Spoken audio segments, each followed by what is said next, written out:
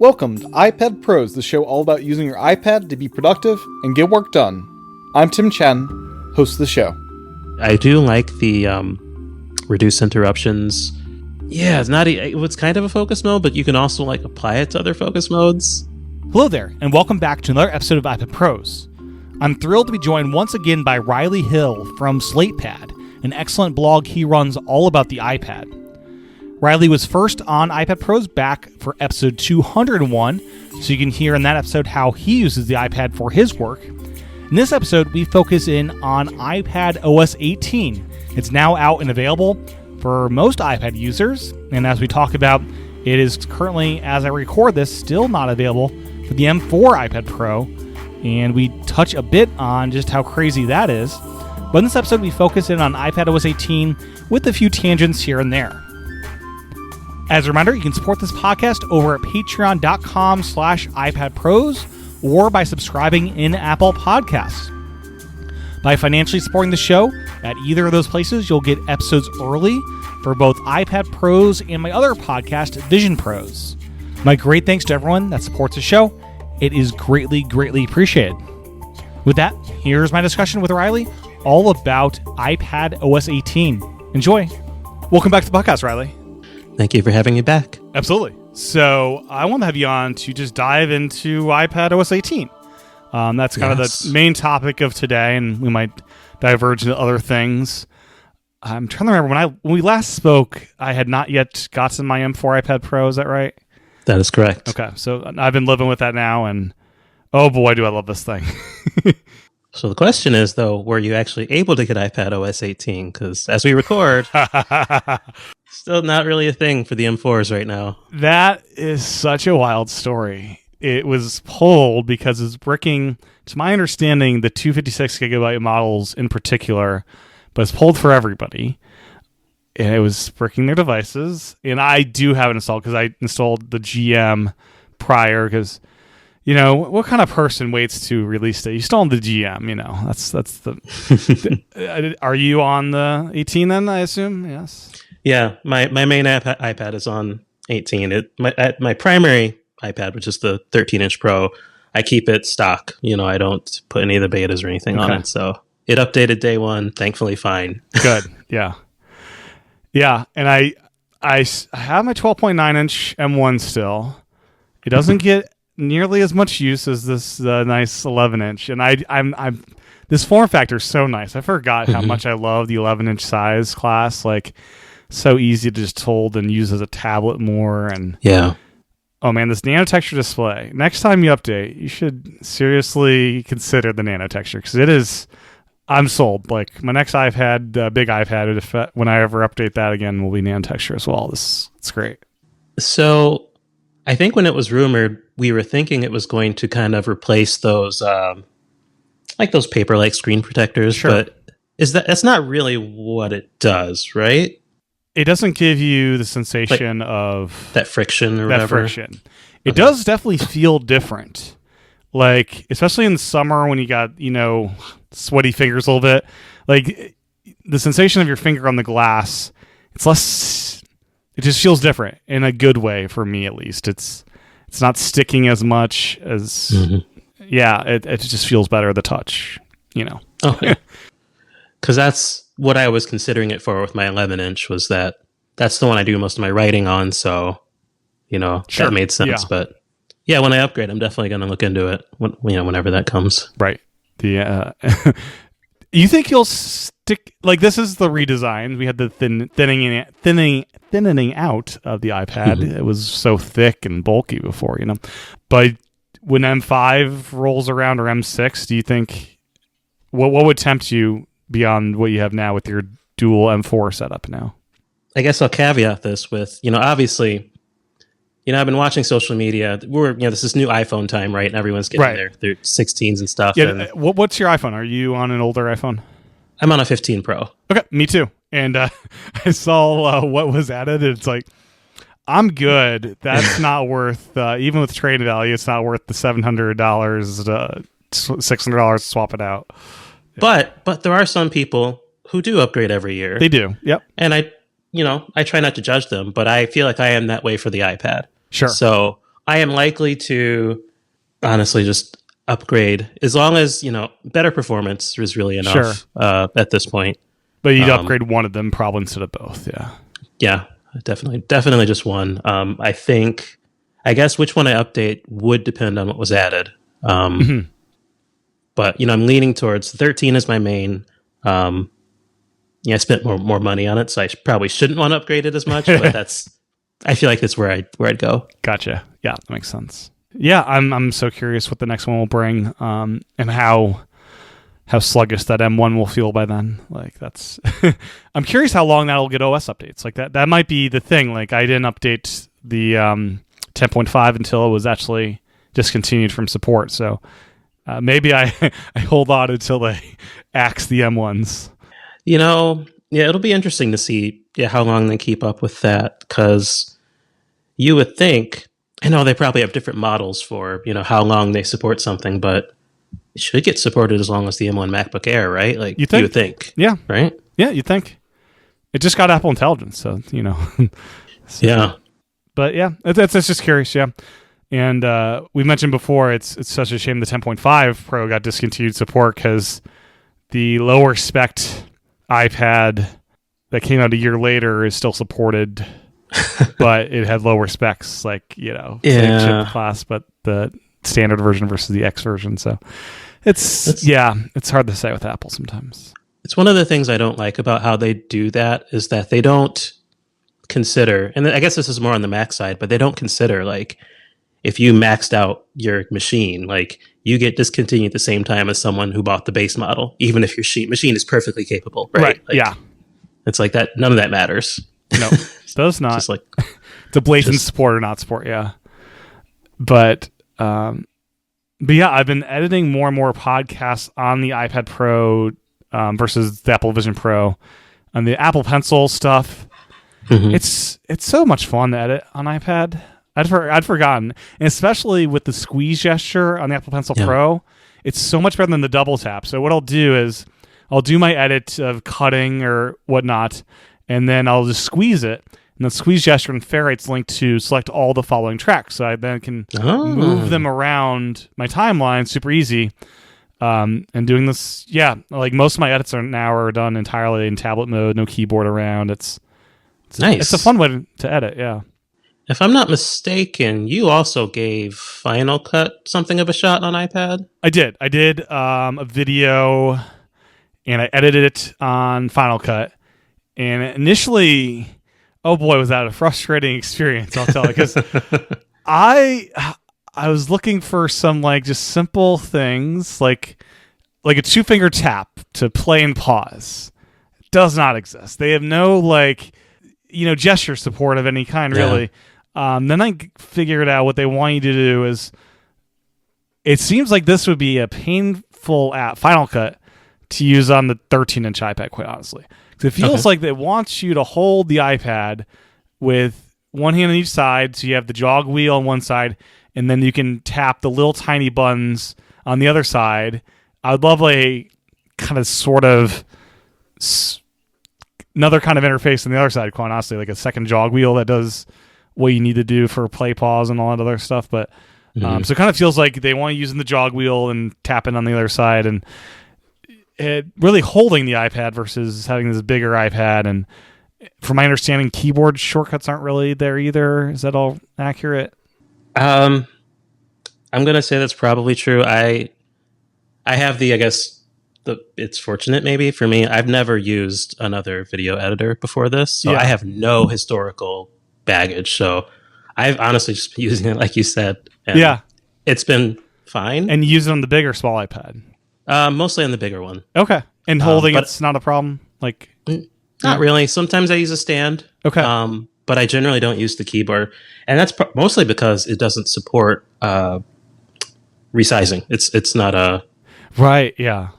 You can't. So even if I put it on the display, it feels wrong. Yeah. So. I wonder if even the space bar would work for play pause in Final Cut. I don't know. I haven't tested that. But once I got into the flow, Final Cut for iPad, really fluid and fun, like I'd say. I could not for the life of me get the Final Cut camera to work with my stuff. I installed everything. something weird was going on. Like, why isn't this working? So that was the thing for me. From what I remember, it was like I couldn't get it to work until there's like a permission you have to trigger on your phone, like, or the iPad to trigger that local network. And I thought I did everything I need to, but for whatever reason, it's just bugging out. I mean, it's like, okay.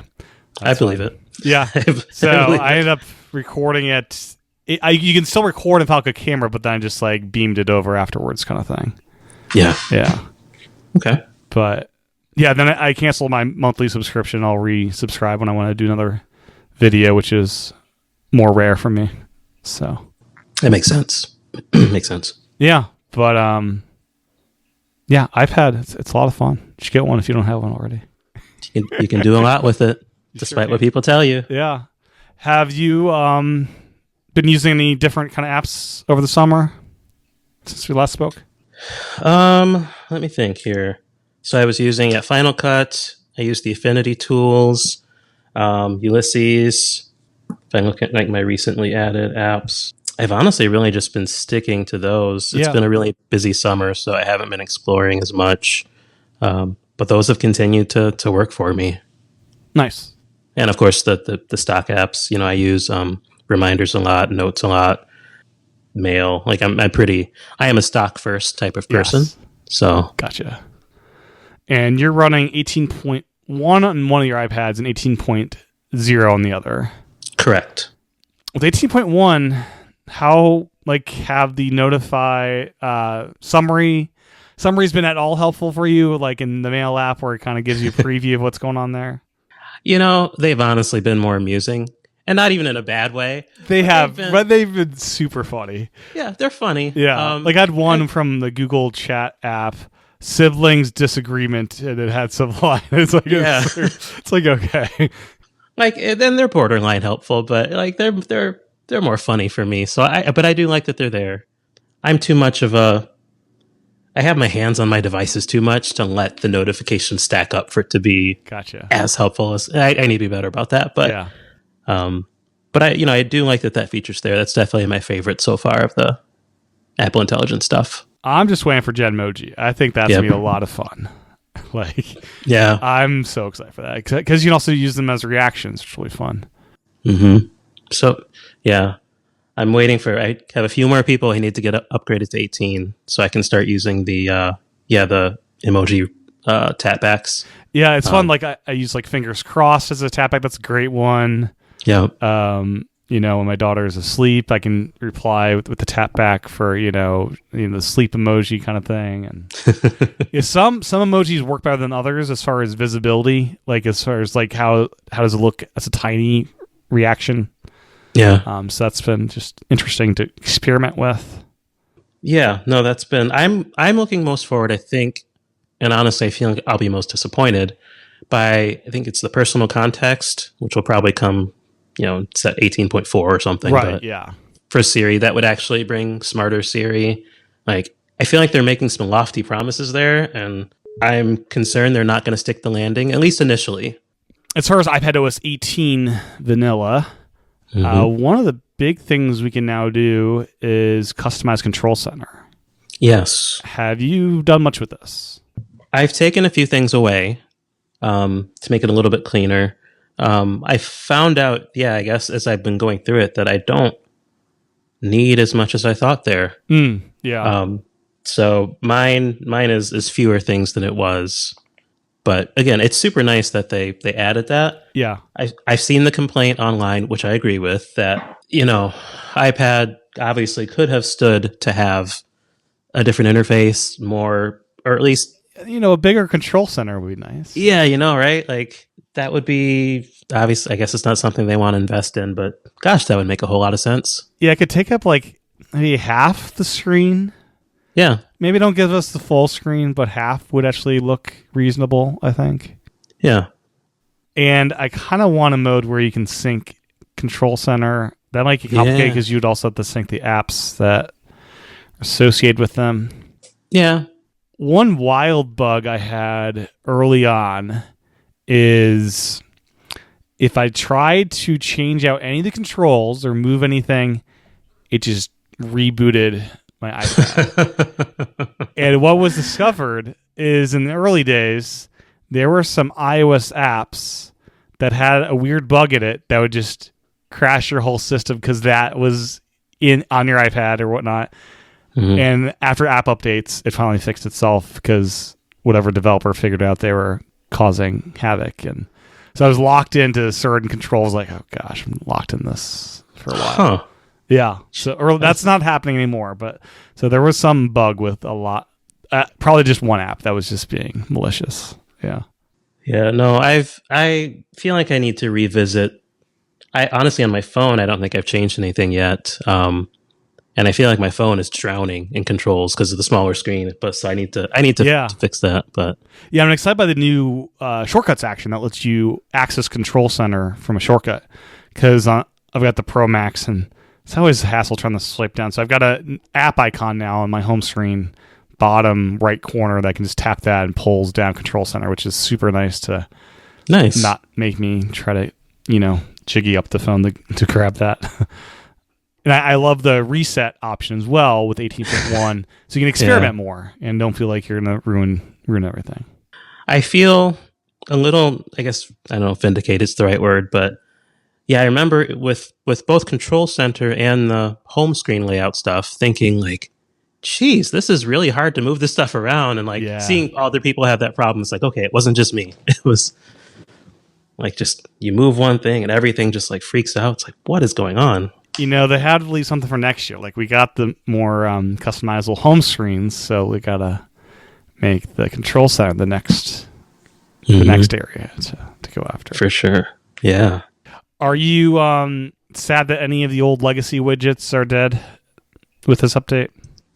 No, I think the only one I had left was the Verizon data widget. Okay. And I moved to an unlimited plan, so it's like it didn't even matter. Gotcha. So, but everything else had moved over that I use. Nice. Yeah, a couple months ago, I finally ran up against my tethering limit on T-Mobile.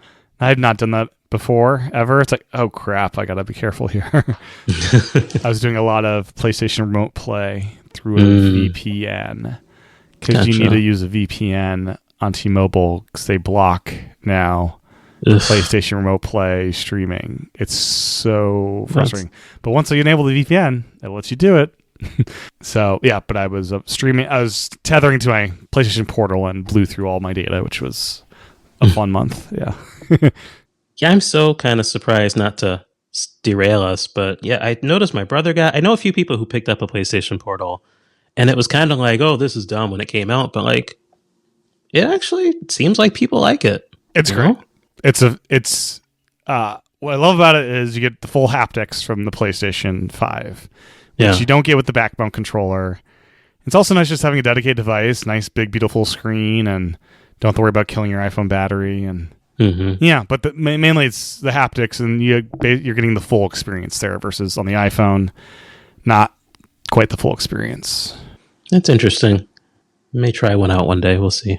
Side tangent once again, I guess. I secured a pre-order for the 30th anniversary Portal. Oh, so nice. I'm selling my original Portal to a friend. So I'm very excited by the nostalgic looking one. I guess I knew they were doing the 30th anniversary for the PS5 Pro. Yeah.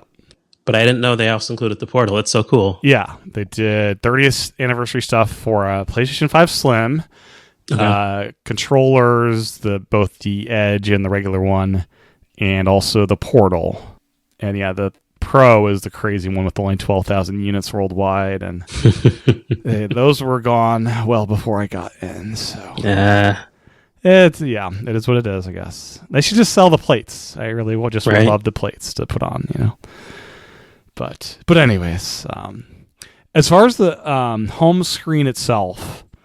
Are you digging the large icons on your iPad? I can't do it. It feels like on the iPad we're trying to get things tighter. like it feels wrong to me. Like, okay. I feel like it's not taking advantage of the space the way I want it to. Because it's using the exact amount of, you don't lose any app icons. It's just removing You don't. Names. Yeah. I don't know. Something just doesn't feel right to me. It bothers me in App Library where I don't know what all my app icons are there. I wish there was an option for home screen, use large, App Library, keep the names under there. That seems like that should definitely be a setting. I would agree. Yeah, I know. Yeah, like you said, like people are doing it to get rid of the app names on the home screen, but like I love that, but I don't care enough to do the large icons. I can't do it. Yeah, I have the large just because it looks different. It's like, it's like, let's do a change of pace and we'll see how long I keep with it. And the dark icons are super nice too. And it's just so refreshing too. We get the stuff this year, not next year, because in the historical record would show we have to wait a full year before the team can bother to bring us up to parity with iPhones. There is, usually there's a year penalty that usually works out okay. Like I was okay with it when they would come back and it's like, okay, they thought about the iPad. Like they didn't just copy and paste the feature completely. Sure. Like, it's okay. And I feel like maybe that would have been the difference. Like if they would have taken more time on Control Center for iPad, we wouldn't have got it this year, for example. Sure. I don't know. Yeah. But the trade-off is it's basically the same as the iPhone. So yeah. I don't know. That's just how I look at it. Sure. Yeah. I will say I've been trying to use the tinted icons on the home screen. Ooh. I would assume dark icons could be a thing, but tinted even. Okay. Tinted, yeah. The dark icons are sexy. I do love those. Almost makes me want to run dark all the time. Yeah. But tinted is one of those things like you have to definitely put effort into. You got to plan. Yeah. What's your tint of choice? It's like I posted it on social media somewhere, but it's I found this like Batman wallpaper around the new animated series. Yeah. Everything's just like that. It's kind of dark green. Nice. And it's a vibe, and I like it. Trade off, of course. It's harder to find your app icons. Everything looks the same. It's like extra second or two to parse. Okay, what's what? But yeah, I did black and white mode for a bit, and the same thing where it's a little hard to find what you want, but it can look pretty nice. Mm-hmm. I wish there were ways to have each home screen be different colors, maybe, or tie them to focus modes where certain focuses are different colors. I don't think you can do that, right? You're just changing it out, and no matter what focus mode you're in, it's matching that color scheme. I believe so. Yeah, because I have mine. Mine goes from that tinted one when I'm not in my work focus mode, and my work focus mode goes to a different screen, but no tint. Gotcha. So, but yeah, so that's been nice to play with that. Yeah, those new options. Have you got any more creative with your layouts now that app icons don't need to be in a perfect grid? A little bit, I'll move everything over to one side, but I haven't. The need to have spaces was never super huge for me on iPad, or if it was, it's been a while. So I feel like, and I haven't on the iPhone. I still need to redo my home screen. I have too many apps I can't get rid of any yet, but I do want to move all those towards the bottom. Yeah, it's funny with the iPhone. I moved away and got rid of all my widgets, and it's all app icons now because I can make it more pretty kind of frame around, my daughter as the backdrop home screen image. And it's very nice being able to do that. But yeah, it's so different not having the widgets anymore. Still need to experiment a bit to see if I can mix that more. I still, for the iPad, continue to lament the death of the iPadOS 14 home screen that we used to have with the dot. Like, I know things are better, but like that look of just the widgets and the time in the left corner and the tight app icon grid we used to have. Oh yeah. That was like, I still hate that they got rid of that. And I know I see a lot of people trying to recreate it. I just can't quite get like it was, but I'll have to have that option again. Yeah, for sure. Other iPadOS 18 things. One of the things unique to iPad is the Apple Pencil Smart Script, I think it's called, where it kind of corrects your handwriting. This has gotten much better since Beta 1. I'm not sure if you've tried it out recently. Yeah, this is probably the feature I use the most since my 11-inch iPad, which is my work iPad, so to speak, gets used mostly for writing, and that's going to be in Notes. So I've been tracking this pretty closely, and yeah, around like beta 3 or 4, it like got a lot better. I feel like. Yeah, because initially it's like, oh, this is making my handwriting terrible, and then it got better. And it was also too quick for me. Like, I'd be halfway through a sentence, and I'm looking back, and it's changing, and it's kind of distracting. So now it's a little better about waiting till you get to the end of a line or sentence before it starts changing. So that's been helpful, but I love that feature. Are you using it with print or cursive mostly? Print. I don't. My cursive doesn't go beyond writing the occasional check, so I don't. Okay. I'm not. Yeah, it's print. I'm concerned about our educational system with teaching handwriting. I'll get to experience that firsthand in a couple of years with my daughter going through and seeing if they even bother. I might have to do that at home because I don't have faith. Because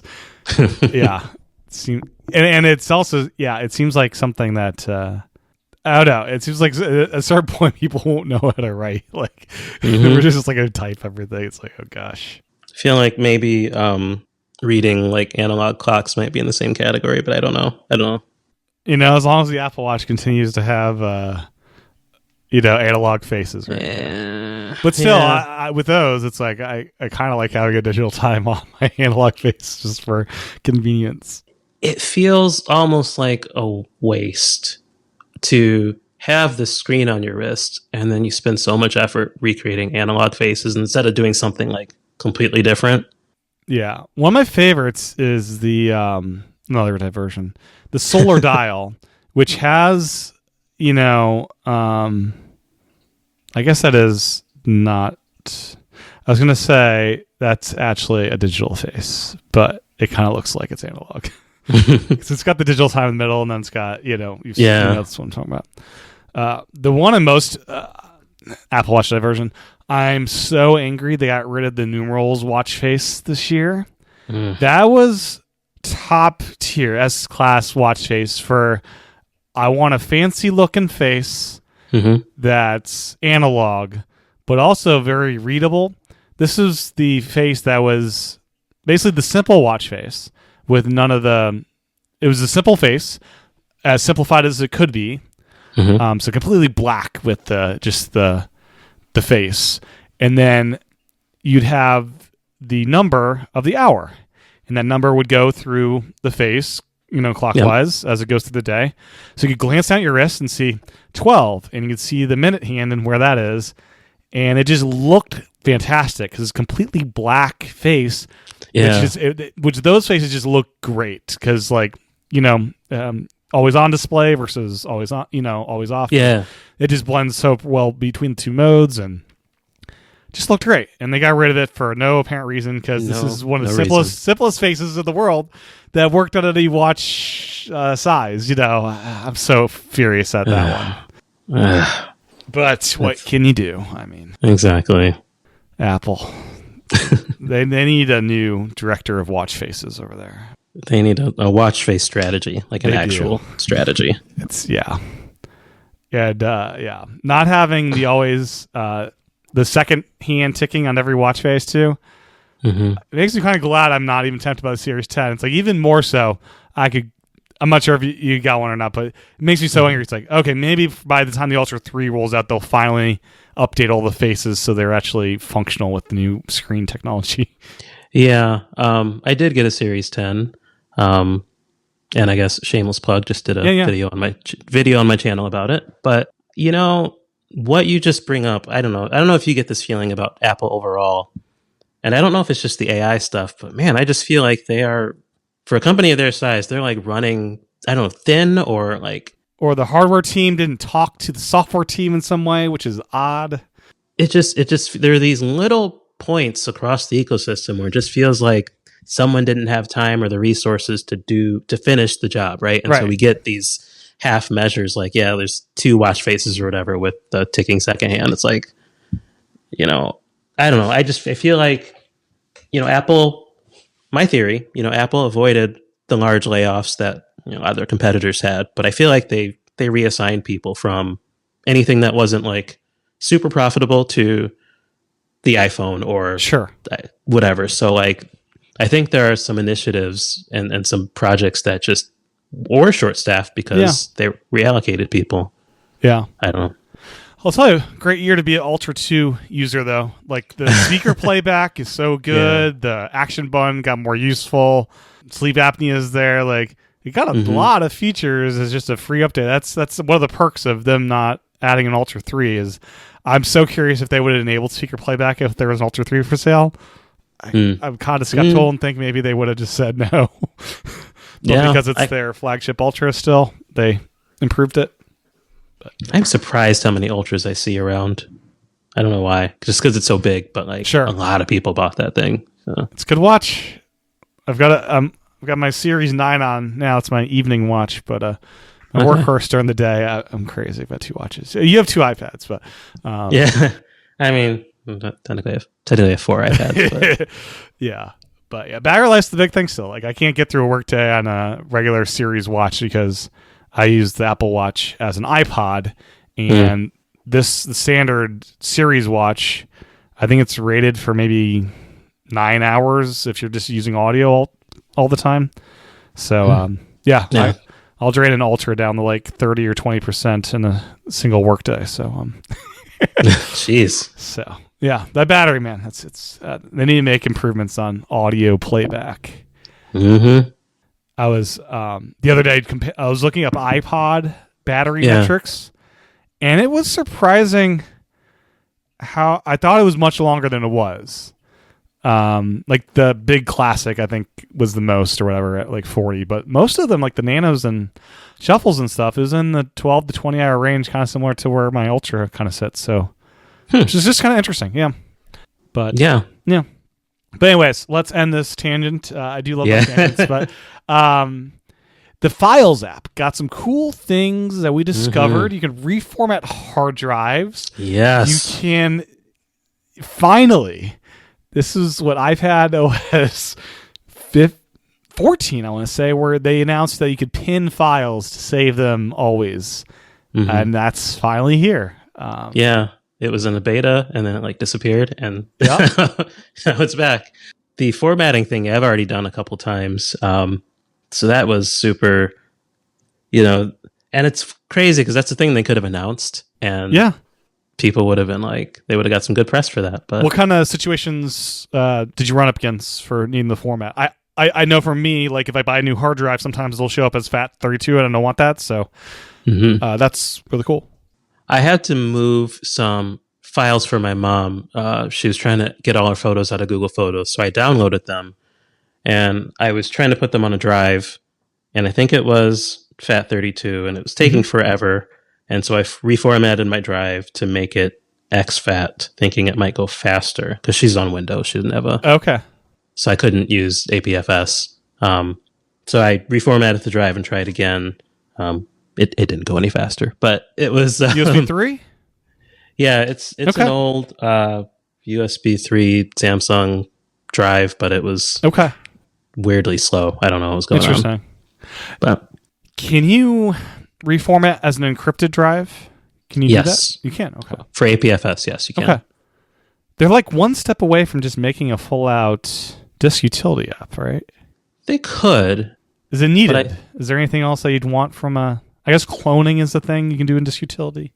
Sure. For me, and I think for most people, in the spirit of keeping the iPad a simpler computer, sure, I don't think they need a disk utility app. Really, formatting for me was the last thing, the big thing I would want from that. Yeah. Time Machine is another. It seems like, we're getting close to like stuff like, maybe Time Machine. If you can reformat a disk, you might be able to, partition that disk for Time Machine, maybe? Partitioning, right? Yeah, it's something. Yeah. They don't seem to, I don't know. It's like, am I wrong in thinking Time Machine's gotten like almost no investment since like Mac OS, Snow Leopard, or like something like that? I mean, the good days of Time Machine are long gone because that Leopard UI, oh man. Whenever they got rid of that, it was just so sad because that was such a fun user interface. Like, yeah. I wish, obviously, they feel like the iPad is a cloud backup device. They back it up to iCloud.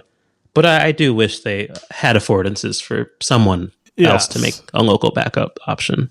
I mean, it's part of Apple's grand strategy to put me in the 6 terabyte plan. You have a couple iPads that are like a terabyte each backups. Like, it's crazy. Like that. There's no. I guess you have iTunes. If you have a Mac, you can back up that way. But yeah. Yeah. I was doing that for a while. It's not great. No. There's even a Wi-Fi version of that, but it's less it's less for sure it's going to be there. Like I was doing that for my the iPads I had before, my M4s, and I restored them each a couple times, and twice it worked fine, and then one time I restored my M1, and all the data came back, but none of the apps did. Okay.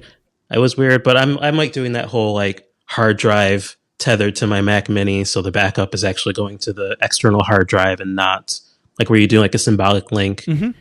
And I don't know. That whole thing was more fragile than I expected it to be. Yeah. What storage plan are you on currently with iCloud? Well, I held the line for a long time. At 2 terabytes? And then I'm on 2 terabytes now. Okay. Whatever it was up before. I don't know what the lower size is. Is it? It's not 200. It's 200. Is it? Okay. I was on the 200 gigabyte plan for a while, and then I started making YouTube videos. And then I had all this video footage now, and I just couldn't make it work. So yeah, I'm on the 2 terabyte now. Gotcha. Yeah. Well, we'll see how long you hold there. Apple got me to upgrade to the next tier up because, yeah, especially that Vision Pro backup. I've got like a 700 gigabyte backup for my Vision Pro. It's like, oh gosh. What storage size did you go with on the Vision Pro? I'm curious. Oh, I got the 1 terabyte model. Okay. And I'm using it pretty much completely full. Wow. Part of it's off. Part of it is I download like 3D rips of Blu-rays. Okay. And I'll have those in a third-party app as a thing. So I could probably offload some of that. But the Photos app, takes up a fair bit of space if you want to download stuff and use it there. My theory is, the device will kind of fill up. Apple will, 1 terabyte will download more photos than if you had a 512 model. But yeah, I also, I have a lot of apps and yeah. I mean, I say that as someone who's looking at the 512 potentially. Just because, I want it to be a standalone device as much as it can, right? So I would download music to it. I would I had files hopefully saved on it, and things like that, So it's the one Apple device. You could use your AirPods Pro and AirPods 4 where lossless audio for Apple Music. I'm not there yet, but hope, waiting on the Pro 3s. Yes. What's your current AirPod setup? I have kind of my everyday ones are the AirPods Pro 2. Okay. And then at my desk for work, normally I just use the AirPods Max. Okay. First generation, only generation. Only generation. I don't want to call it. Yeah, I realized the other day, I store my AirPods Max in the Waterfield Design Shield case. And I, for whatever reason, didn't make the connection that I could store inside that case a little USB-C to Lightning adapter. And since buying that, it's like, oh, this is great. I don't know why I would buy a USB-C version of this, because these are big AirPods that you probably store in a case that you could store the adapter with. Yeah, I can justify a lot of nonsense, but I couldn't. I mean, just changing the port, I couldn't. Yeah, I'm excited for the hearing protection stuff to come to AirPods Pro. I'm very excited to see all that and hearing aid stuff. Yeah, I'll be curious if I've done other hearing tests and have been fine in the past, but I'm just curious if it find anything could optimize my soundscape in any way. So we'll see when that rolls out in a couple months here. I've been really enjoying just the nodding to say no or yes. Turn that off right away. Really? I was super afraid I would accidentally nod yes. I'd just be whatever, make some head movement and it answers the call for me when I don't want to. It's a really cool though, just the I guess the spatialness, spatiality of that. Just the way so you're turning your head and the way the sound moves, it's super cool. But that's a valid concern because I guess I'm always nodding no, so it's been working out. But it's the same thing. Like if I call out sick for work and you get the Apple Watch on, don't register a double tap or an answer. Just perfectly still. It's like I don't want to accidentally answer this thing right now. Yep, I got you. Yeah. But on to iPad again. I do love our diversions. But calculator app. We now have calculator. Yes. We've got math notes, which is kind of integrated throughout the system, which is cool. In certain places of notes, at least. Yeah. Are you a calculator guy? Does your day job require calculations of any kind, or? Thank goodness it doesn't. But Okay. I've shout out to PCalc. I am been a happy PCalc user. Yeah. I bought PCalc the day the iPad came out, and I've been happily using it ever since. That being said, I have been obviously trying the new calculator. I love the math notes just for helping me think some things through. It's been nice. It's a little more, I don't know if tactile is the right word. Sometimes you just want to write instead of use the calculator. Yeah. And it's nice to do that. So I think it'll be so much fun in a couple of years when we're doing the math homework for my daughter.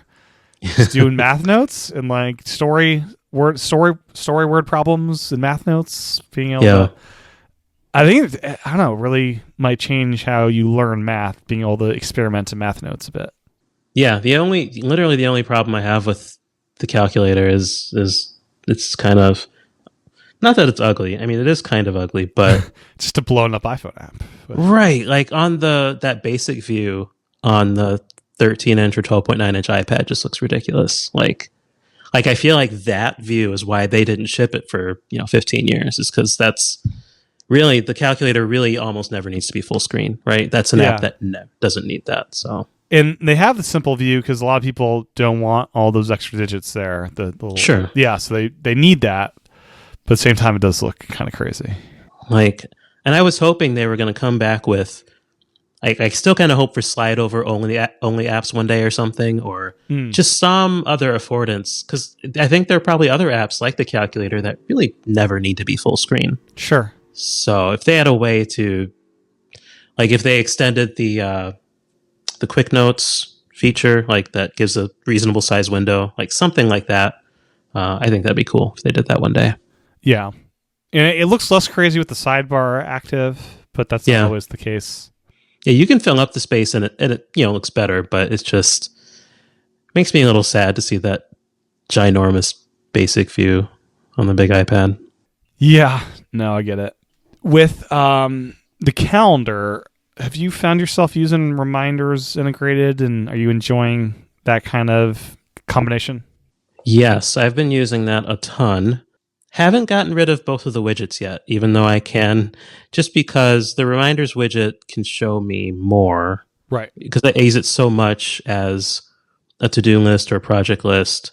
But I love seeing them contextually with the calendar data, my stuff I need to do today.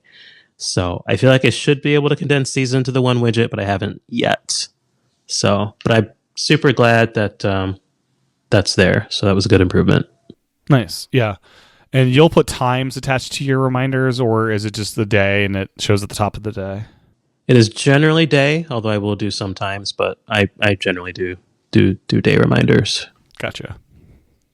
Oh, and back to files briefly. Did you end up pinning any files? Are there any folders, or can you pin entire folders? Is that a thing? I believe you can, yeah. Okay. I don't, I got you have the 1 terabyte iPad. Yeah. Yeah, you can, so I don't, it's funny because, there's still stuff that's not downloaded, even though there's still stuff that's downloaded, even though there's plenty of, not downloaded. Even though there's plenty of space. Right, yeah. But, it's honestly not been a huge problem for me because I make most of my use of the Files app on my iPad section. Okay. So that's honestly, I use iCloud Drive a little bit, but my files are usually more local, to be honest. Okay.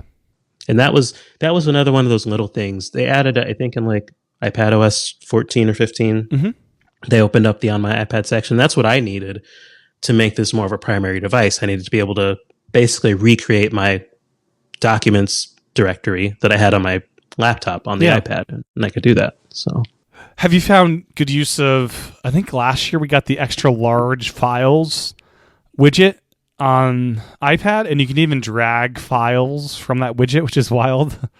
I don't, with everything I just said about files. Yeah. The way I look at the iPad is a Mac or PC is a kind of like Mac OS or Windows is a file first OS versus app right? first. You start with the file, like you start with the Finder or Windows Explorer on a or PC, desktop. or desktop. But on an iPad, you start with an app, and the Yeah. app is supposed to manage the data. So like the Files widget, I guess to me isn't helpful for the way the iPad works. Like I almost never start with the file. I always start with an app. Okay. Yeah, makes sense. Apple Notes, you use it extensively. Yes. Is the audio recording in Notes with transcription something you found any benefit with? Not for my work so far. Although, if I'm ever on site more, I'm not out at client sites as much as I used to be. But recording meetings would probably be very useful in Apple Notes. I also, in general, just want to shout out the Apple Notes team because we use the Microsoft Suite at work.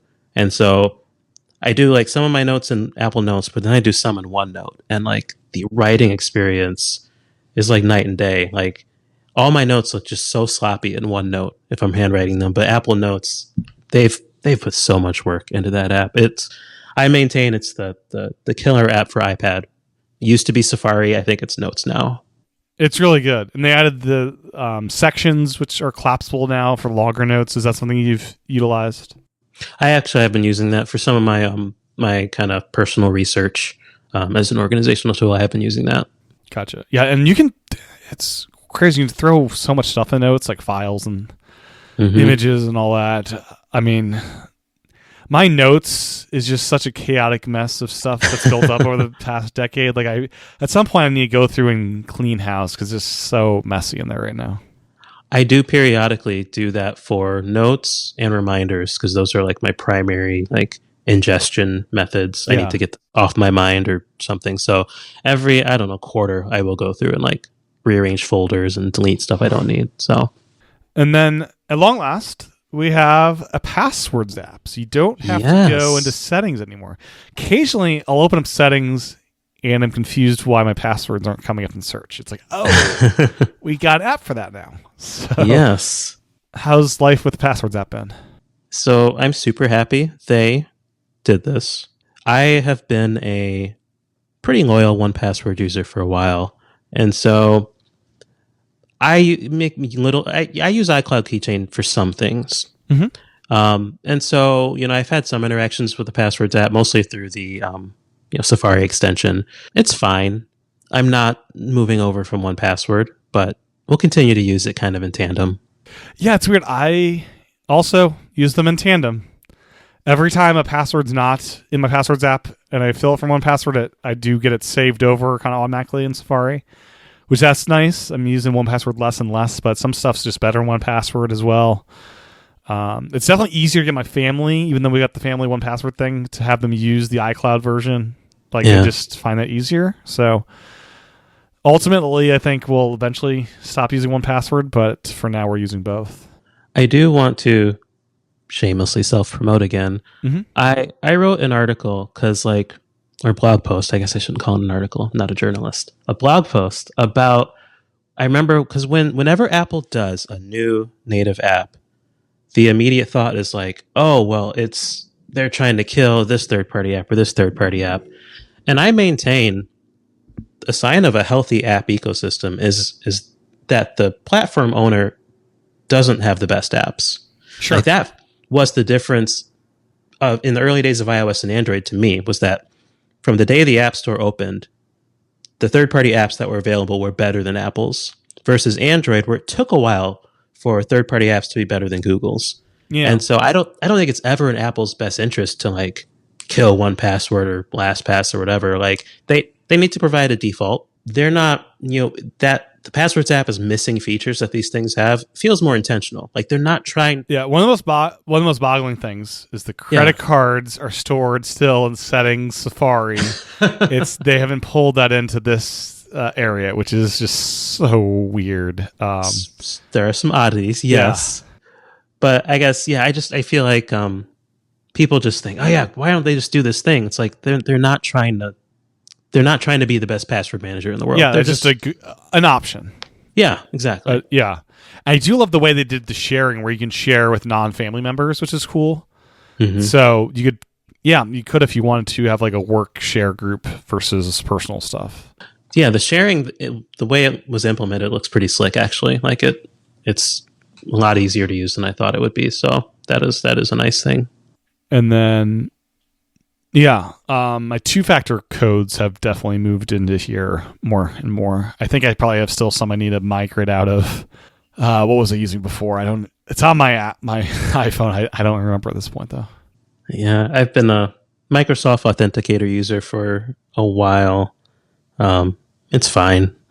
It's a two-factor app, Yeah. The Photos app. Yeah. How's life with the new redesigned Photos? So in your version has Apple Intelligence stuff in 18.1, which is kind of interesting with the memories. Yeah. It's different, I think, for me with no kids. Like, I feel like, I have a different set of photo priorities, so to speak. But yes, I'll tell you that changes your photos quite a bit. I 100% can imagine that. When the first 18 beta came out and I went into the Photos app, it was kind of like, wow, like what is going on here? But it just at some point, like I'm just using it like I used to, and I think taking away the carousel, I know some people were bummed by that, but it just feels like the normal Photos app now. Like I can get to my most recent photos, and because I'm mostly, my Photos app is kind of like my dumping ground to get stuff into Final Cut. So I'm really just getting footage out of like my camera or something. Yeah, sometimes I can't find screenshots because it's filtered out. It's like, oh, it's in the special album. It's like, okay, that's cool.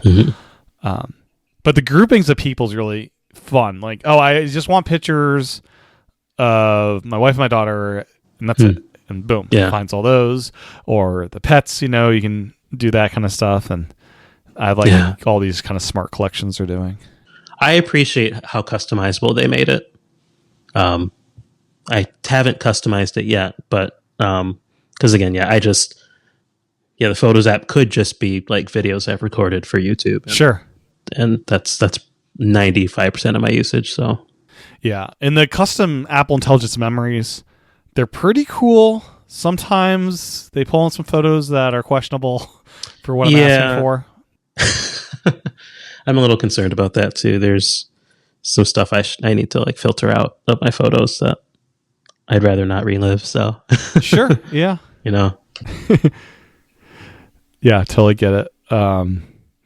And yeah, I do like the recent days thing. I was skeptical on, but the more I use it, it's like, oh, that's actually pretty nice. Like it's pulling the best photos from those days that are actually pretty cool. I've used that too, just as like, pretty sure I recorded this shot. Where did it go? And I go in the recent days. I'm like, oh yeah, there it is. Yeah. It does make it easier to find some stuff. Yeah, and they're pulling in like receipts and handwritten stuff in separate categories, it's all very neat. Mm-hmm. For sure. Did the Reminders app get any enhancements outside of being pulled into Calendar? I remember they added like a recently deleted that wasn't there before. Okay. There were like a few small things. There wasn't really anything major. Sorry, I wrote about it and then never published it. Yeah, all good.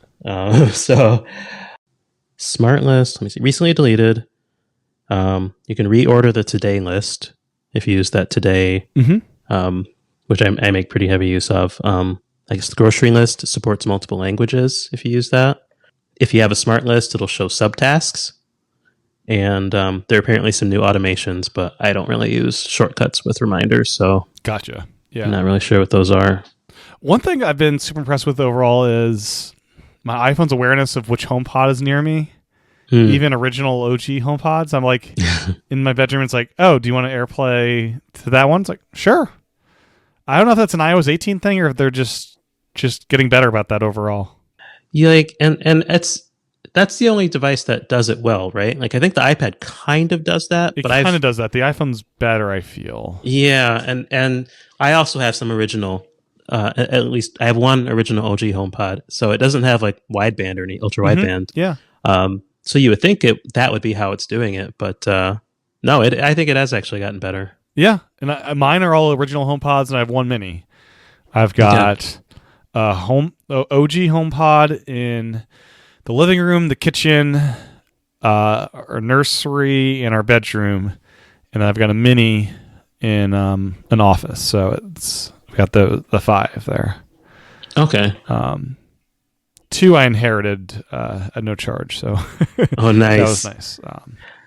Yeah, and I was thinking about buying more, but now with all the rumors, I can't, justify. I got to wait to see what they're going to do next year with the HomePod. With the screened, the iPad that's not an iPad.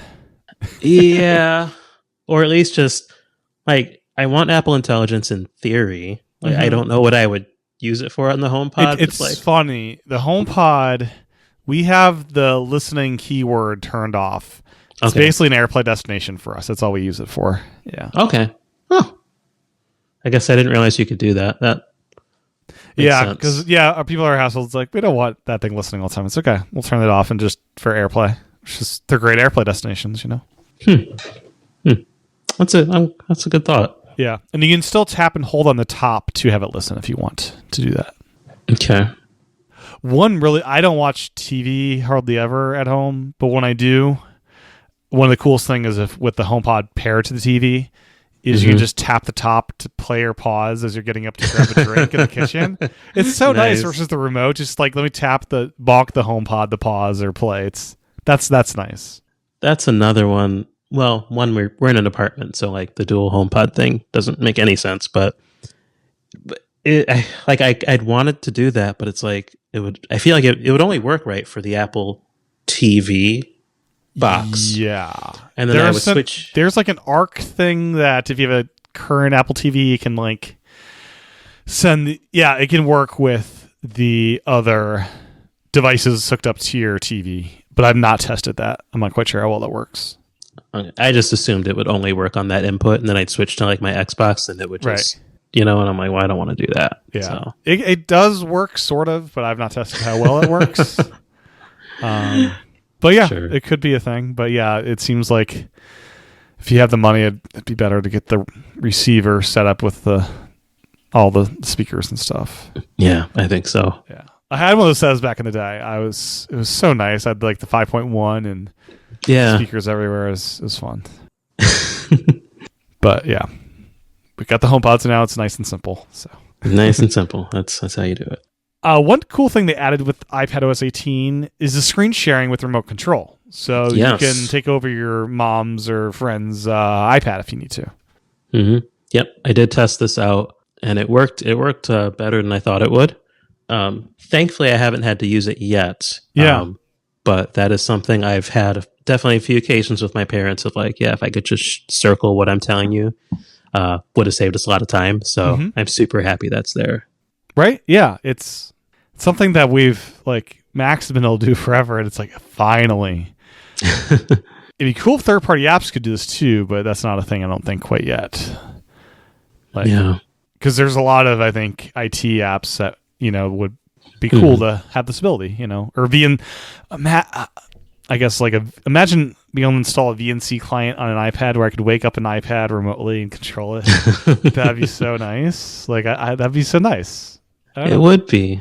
Could have like an iPad as a server almost, Third-party apps though, man. I mean, so many, well, at least Microsoft Teams, that's my annoyance. They still don't even support external cameras. So it's like, and that's the stuff iPadOS gets blamed for, but it's like, the APIs are there. People just aren't taking advantage of them, It's fine. For your day job, is the text manipulation tools going to be of any use to you with Apple Intelligence? Not for the day job. Okay. Although I have been trying to use them for my website. For just like proofreading the blog posts and stuff like that? Mm-hmm. And that's been interesting. The UI is the most... I wish they would improve that to like show me before and after and... Yeah. That kind of stuff. I'm staring at this like, did you do anything? But then I was using it yesterday, and usually what I'll do is I'll do it like a paragraph or a section at a time. Mm-hmm. But I was trying and try these 3 sections. And again, didn't know if it did anything. But then I try the next sections, and it would just paste the first section. Like it got stuck. Like it was just pasting the same text over and over again. Yeah, before I use this, I definitely want to copy and save my text elsewhere as a backup. Yeah, that definitely recommended. Yeah. But I think they have potential. I don't know that I need like some of the tone changing stuff, making it more friendly or professional, at least for SlatePad. But the proofreading, That's just a funny thing to do. it is. I love making an angry, like an authentically angry, pissed off message and hit the friendly button. It's hilarious what it comes up with sometimes. Yeah. Yeah. It's something. Yeah, it's something. And sometimes it corrects it in a way that makes it that would set the person off even more because the person you're sending this to, it's like, oh, they would see that as a condescending thing that's just like, you said what? Yeah. So yeah, I'm glad they're getting the generative AI stuff in the OS, but Grammarly keeps sending me emails. I don't know if they're in business long term. Like this kind of stuff that's built into every Mac and like I don't know. And Windows, I'm sure will have this kind of text improvement stuff. Like it seems like that's gonna be a harder and harder business for Grammarly to maintain.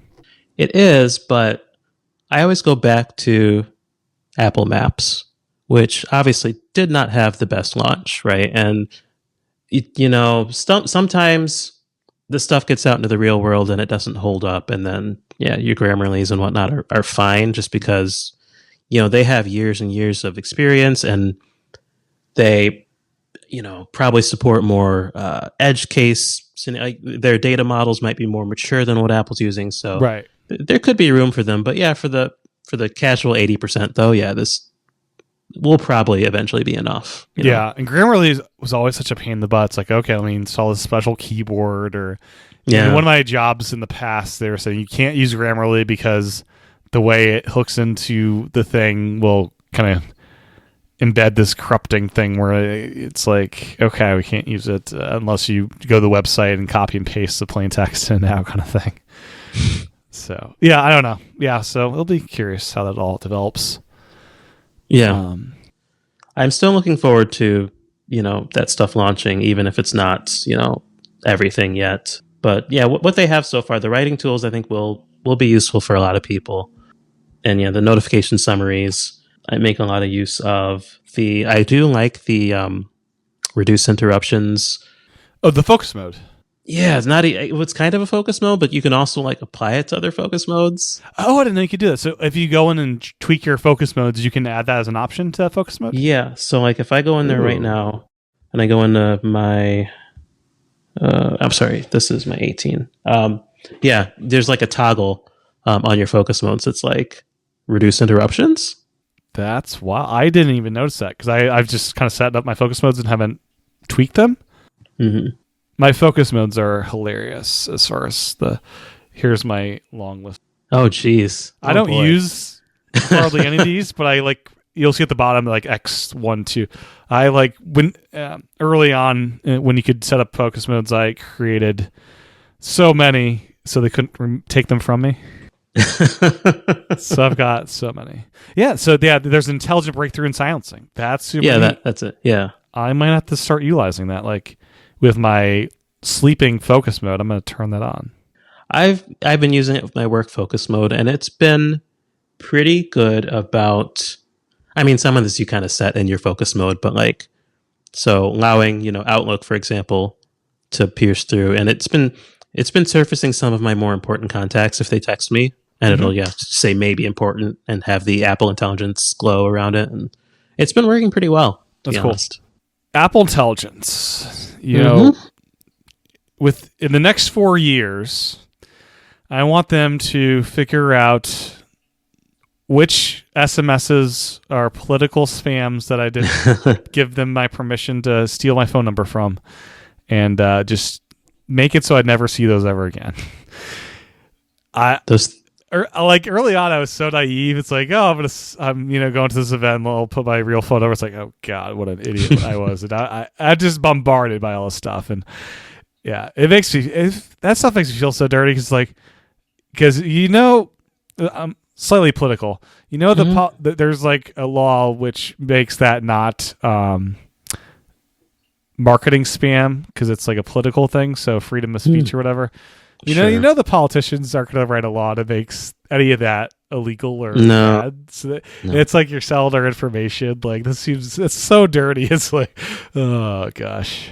Those things I feel like are like roaches, man. Like everyone does it, so it's like both sides are just as bad. Everyone sends as much of it as they can, and Oh yeah, but I mean, just even the fact that like you think you have them all blocked, and okay, that's it, and then more just keep coming. They just have a different number they'll use. It's like, jeez, like I feel your pain. So Apple Intelligence, please fix this issue. This would be a groundbreaking change, and it might make the people in Washington kind of angry at Apple if they did that, though.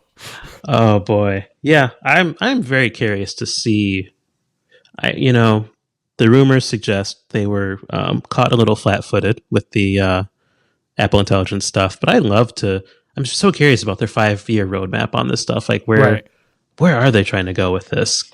The Siri stuff is compelling that we saw in the ads that are showing. It's like that stuff looks cool if they can nail it. We'll see if they nail it. That's a big if. But I love that it's Ellie from whenever I see that is Ellie from The Last of Us before the end times hit. Yeah. But yeah, no, I've been enjoying the Apple Intelligence stuff, as much as I could. I really want the mail stuff to get here. The mail, I think we have the mail summarizations, but some of the the redesigned mail app, and that's not even Apple Intelligence. That's just like a redesign, or is it? Yeah. I thought it was categories and stuff. Is that Apple Intelligence doing the categories? They have it under.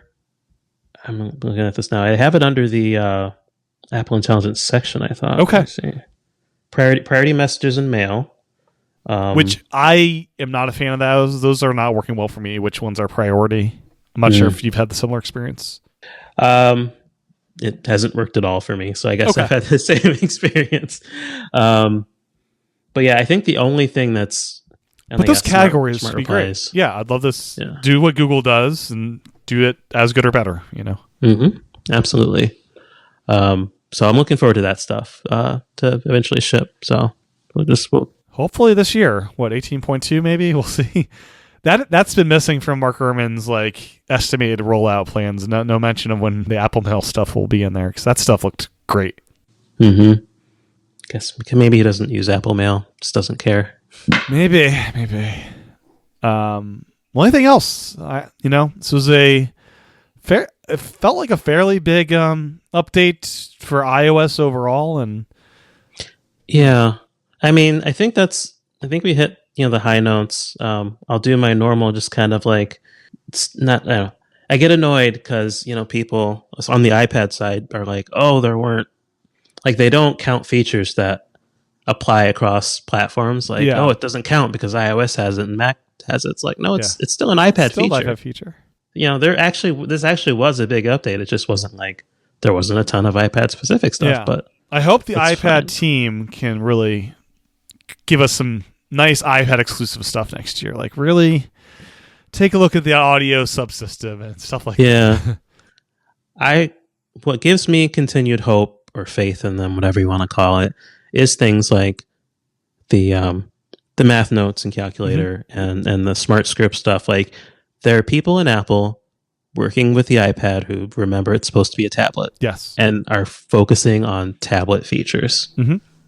That, that's stuff I love way more than like the turn it into a Mac stuff. Sure. So as long as they keep doing that, I feel like they're on the right track for me. Yeah. Well, excellent. Where can folks follow your work online, and any social media accounts you want to plug? Slatepad.org is the website. That's where I do my writing. Should have links to everything there, but YouTube obviously is a lot of what I'm doing these days. We're working on some good iPad stuff there. And then social media, I'm mostly active on Threads and trying to get more active on Mastodon. And I have an Instagram, and I'll post there once a month, but as a single creator, doing this part-time, I don't have time I only have time for so many social media accounts. Yeah. It's like I don't even have time to think about Instagram most of the time. So it's but I get it. want to do more of that too. But that's pretty much it. Cool. Well, thanks so much, Riley, for your time. It's been great catching up and diving into iPadOS 18 and all of our other fun tangents today. Always a pleasure. Well, there's a discussion with Riley all about iPadOS 18. My thanks again to Riley for his time recording this episode. My thanks to you for your time and attention tuning in. Make sure to check out Riley's work over at slatepad.org. And if you'd like to support this podcast, you can head over to patreon.com/iPadPros or by subscribing in Apple Podcasts. My thanks to everyone that supports the show. And with that, I'll talk with everyone again real soon.